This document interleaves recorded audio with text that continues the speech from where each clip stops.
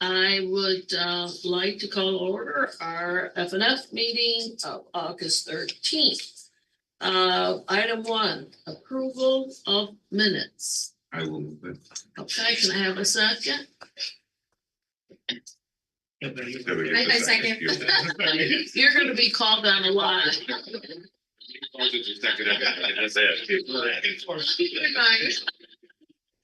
Sorry, I was like, still trying to make sense. All in favor? Aye. All opposed, but and it's approved. Action item 2.1, recommended approval of payroll certification. I'll move it. Jim, second. All in favor? Aye. All right. 2.2, recommend approval of participating institution agreement, TIA, with SUNY for Ex Libris. Am I pronouncing that right? On the library service platform. So moved. Jim, I second. all in favor? Aye. No abstentions. Motion approved. 2.3, recommended approval of purchase of, how do I pronounce that? Shamadson. That's it. All right. Raspy 200M manual. Okay. Approved, Jim? Yes, second. All approved. Passed. Recommended approval of 24-25 SUNY Child Care and Development Block Grant. Motion, I'll move it. second. All in favor? Aye. Motion approved. 2.5, recommended approval of year 24-25 Student Emergency Fund Grant Award. Motion, I'll motion. Second. second. All in favor? Aye. No. Motion approved. 2.6, recommended approval of resolution of the new position description, senior staff associate for academic affairs. Motion, I'll move it. Second. second. All in favor? Motion approved. 2.7, recommended approval of resolution for the new position description, organizational and college cultural officer. Move. Second. Motion approved. 2.8, recommended approval of resolution for the revised position description for the career specialist. Motion, Second. all in favor? Motion approved. 2.9, recommended approval of resolution for the new position description, executive assistant to the president. Move. Second. Questions? Motion approved. 2.10, recommended approval of campus-wide significant upgrade phase 1. Motion, I'll motion. second. All in favor? Any Aye. opposed? Motion approved. 2.11, recommended approval for the procurement of 3 vehicles. Motion, I'll motion. Second. second. Jim, all in favor? Aye. Motion approved. Well, that was timely. Information item, president's report. Yes, good morning. Welcome back. I hope you enjoyed your month off from your chair responsibilities. It's hard to believe that the summer is winding down, that I have been serving in this role for a year and a month. Just a lot of things that are exciting and happening, but also looking forward to getting the new semester and year number 2 started. On August the 22nd is our faculty staff assembly. The theme is civic engagement. So we are preparing ourselves for some wonderful discourse around the election. We're preparing ourselves for a conversation about participation for our students in both registering to vote and voter participation. And we have a student panel that we're putting together Last year, we had a student panel that talked about their experiences and who they are. This year's student panel will focus on civic engagement and the election. So we're really pretty excited to get that started.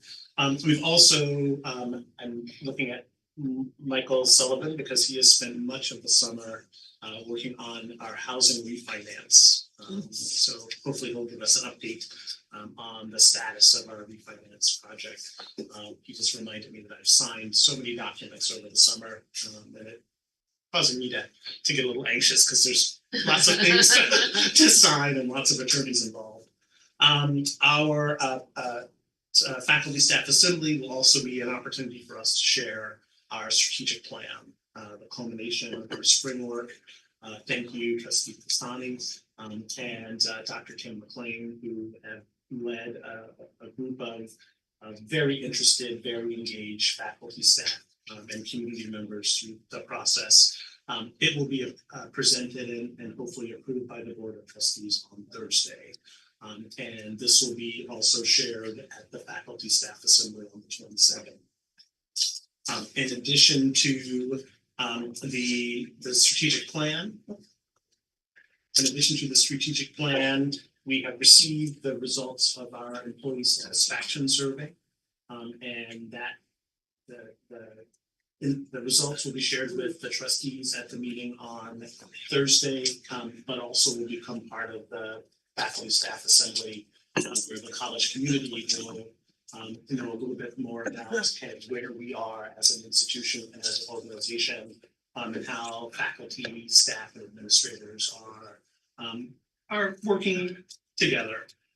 Luckily, I spent the first 100 days listening, and then the subsequent months really kind of engaging with supervisors and departments and other employees. And this employee satisfaction survey echoes the themes that I heard in the first 100 days. So there are really no surprises. The response rate was 36.4%, which is relatively low. But it does give us an opportunity when we re-administer it to encourage folks, more individuals to participate. And it gives us benchmarks where we can measure our improvement and hopefully come up with a series of strategies through open dialogue and conversation of how we might improve the climate on campus. It's going to give you some highlights. I'll share the entire report on Thursday, but I wanted to mention for a 2-week period in July, we had more than 24 students on campus, high school students on campus at the Hornet Institute. 2 separate institutes. One of them dealt specifically with healthcare careers, and the other was in partnership with New Energy New York was working with machines. So those have been very successful. There was an opportunity for those that were in the healthcare program to witness the Sydney-based LifeNet helicopter land on campus. So that was kind of exciting, having a helicopter fly overhead and then land, and then they got a chance to tour the helicopter and engage with the pilots and the medics on board. So hopefully that will encourage students to consider SUNY Broome when they go off to college. Alumni night at the Rumble Ponies was July 19th. Hibble was there, or Trustee Khan was there. The Rumble Ponies won the game, and I had the pleasure of throwing out the first pitch.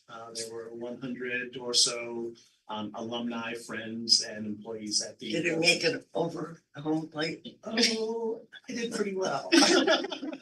It did make it over the plate, which I was excited by. My father was also there, had a little bit of pressure. I felt like Oh, yeah. an 8-year-old, all over again. I had the pleasure of also doing the keynote address for a group of instructional leaders in the county. And the topic was a new direction for community college leadership, where I thanked the assistant superintendents for their advocacy and support for sending their students and speaking really highly of the experiences here at the college, and really did dive deeply into dual enrollment and ways that we can improve the fast forward opportunities at their schools. And I just want to, as I mentioned, the faculty staff assembly is on the 22nd of August. Student move-in day is on the 24th of August. The first day of classes is on the 26th of August. And wanted to remind you that the inauguration is on October the 1st. So please mark your calendars. I hope everyone is available to attend. It is highlighted. Good, excellent. And with that concludes the president's report. Thank you. Thank you. Any questions? Okay. Michael. Good morning. Yep. So I have a couple of key things to talk about this morning. The first is, so you have the monthly forecast on the budget. Budget have 18 days left in the current fiscal year, which ends August 31. So the major change in the forecast is, as you know, the board authorized the college to proceed with a faculty retirement incentive program. There were 21 faculty who took advantage of that. Their last day on the payroll, I believe, is the end of this week. And so based on my chief accountant over here, who has advised me that the liability for that retirement incentive is in the current fiscal year. We had initially, we just didn't know what the timing was when we were developing the budget in February of this year, whether it was going to hit this year or next year. But because even though the payments aren't going to be made, the cash payments for the 1 year of base salary won't occur until the middle of October. The liability hits as soon as they sign their irrevocable letter of retirement. So what you'll see in if you have this on your screen, you'll see row 16 a hit to unrestricted fund balance of $2.2 million. We've exhausted the use of HERF funds over the last 4 years, and this current year's budget that's just going to be ending at the end of August, we're projecting the utilization of the remaining balance of 2.4 million. So this one-time payout to these 21 faculty, which is base salary, and the calculation also is about 20% for their for mandatory benefit costs, is about 2.2 million, about 1.75 million for payroll, and about 400,000 for the benefit side. So that's the major. We still have about a little over 6% in unrestricted fund balance. The rest of the forecast is pretty much the same as the last several months. We'll be doing a lot of year-end stuff over the next six weeks. So this could move in either direction, maybe by 1% of the budget or $500,000, either break even, more favorable, less favorable. There's still some major costs and revenues that we still are yet to have finalized. So that's the update for the current year's budget. The other major item, as Dr. Hawkins has mentioned, is the Housing Corporation, separate non-for-profits, a separate board, is in the process of a refinancing of the housing company. Had a 10-year note with Key Bank, first Niagara, and then Key Bank bought out First Niagara. So it was a 10-year note. So housing had to do something with that. the final decision was, instead of doing another 10-year note, potentially with KeyBank, and KeyBank didn't offer a 10-year note, they offered a 5-year loan. The decision was the financial comparisons were advantageous from a number of perspectives to go the bond route, which is we're proceeding with a 30-year. So we have 10 already. The maximum I could borrow for a building would be 40 years. So there's a 30-year amortization.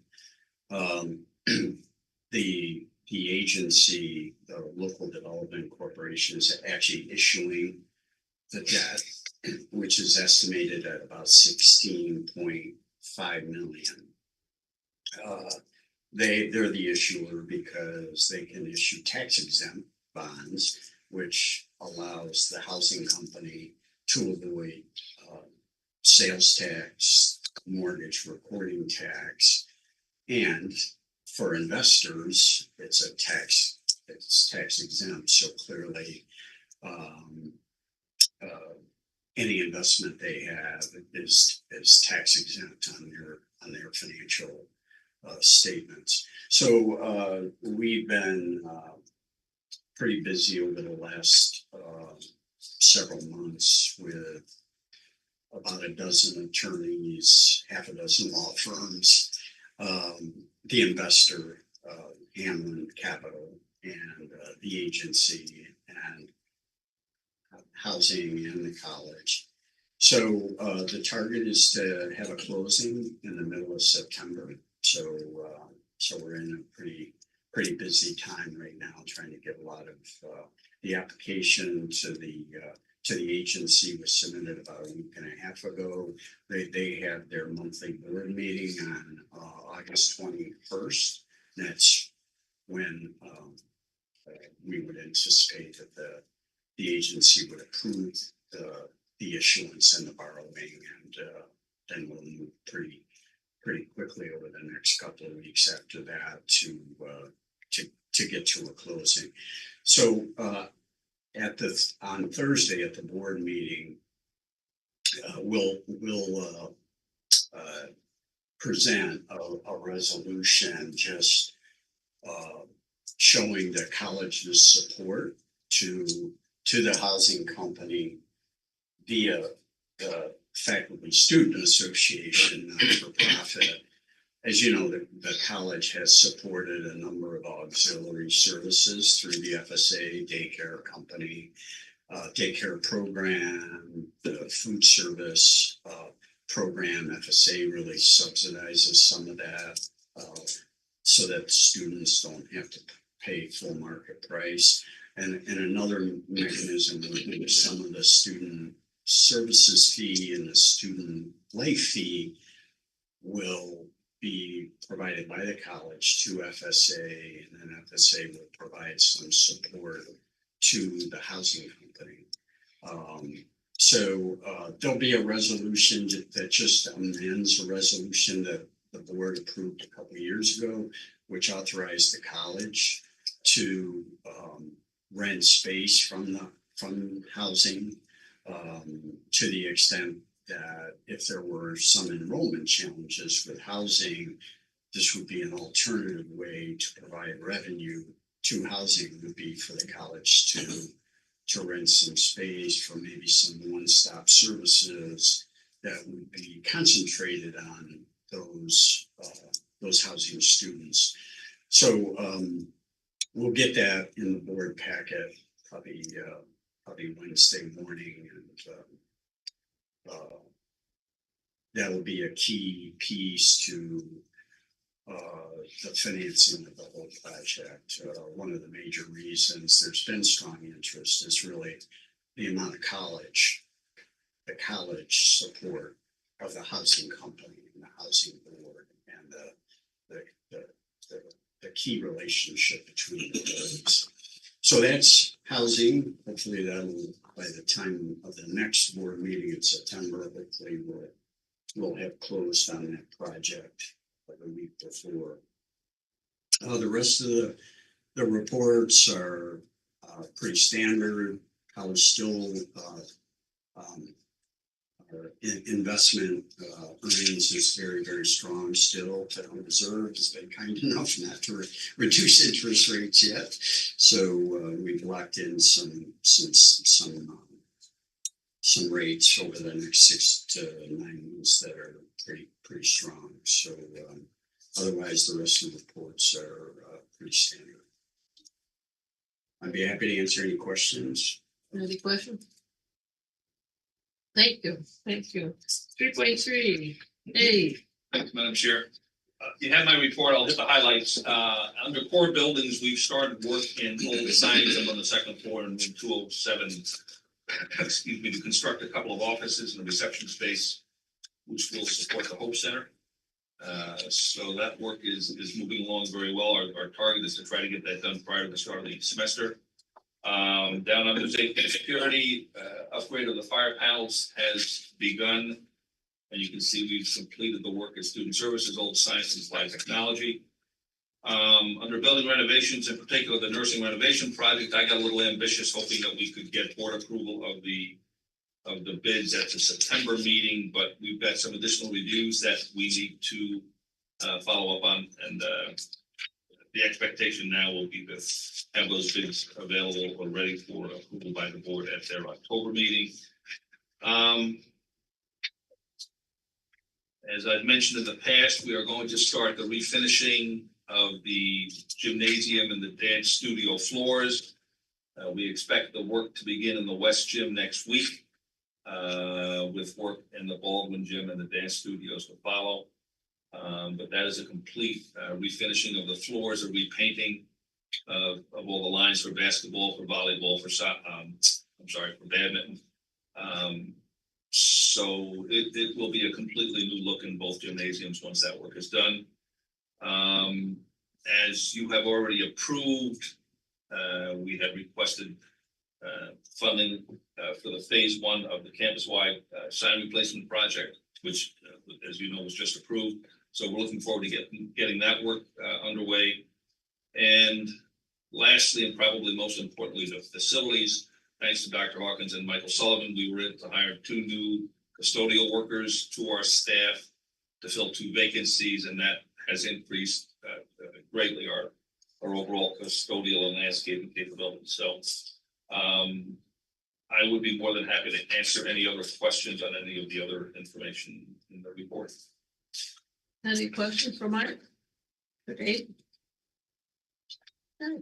Thank you.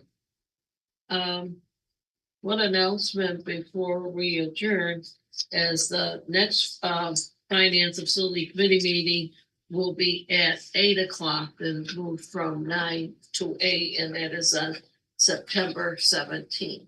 So it was discussed as something that would be fit better in schedules so that people could get back to work that did work. And so I see any questions? Jim? No. All right, motion to adjourn. So moved. I'll second. That was easy.